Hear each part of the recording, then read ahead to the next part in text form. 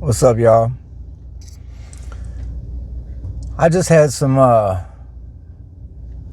friends remind me of kind of the darker side of recovery.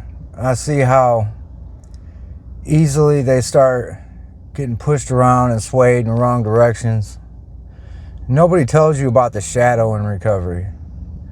They tell you about the freedom. They tell you about the redemption. They like to talk about the miracles.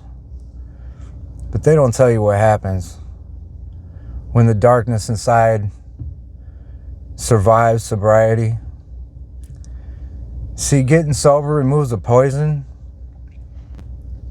but it doesn't remove the mind that needed it. And deep inside every human soul lives something ancient, something hungry, something that whispers in the dark. Some psychologists refer to this as the shadow. The part of us that lies to survive, the part that manipulates when it feels weak, the part that smiles when secretly wanting power. Most people run from that part, but in recovery, you can't run anymore. Some people face it. They kneel in the wreckage of their past and say, yeah, that monster was me. And that, honestly, that brutal truth, that's where the real healing begins.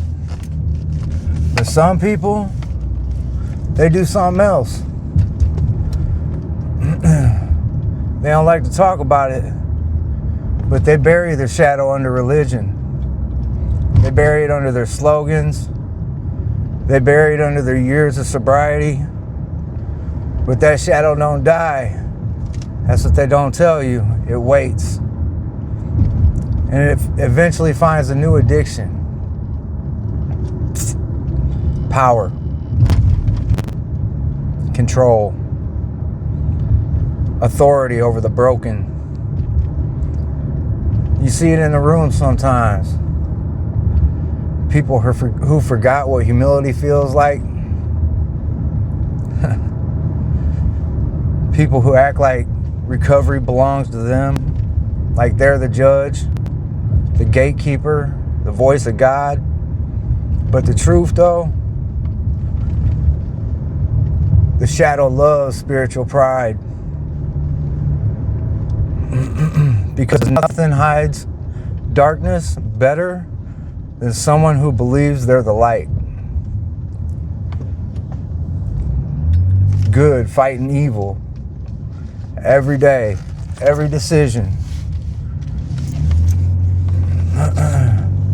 That's the crazy part. Sobriety doesn't end the war, it just makes it visible. Recovery isn't about pretending you're healed. It's about waking up every day, because the scariest thing about the shadow isn't that it exists. It's that it looks exactly like us. You feel me? So if you're walking the path of sobriety, stay humble, stay honest, and never forget the real enemy was never the bottle. The real enemy lives in dark corners of the human soul.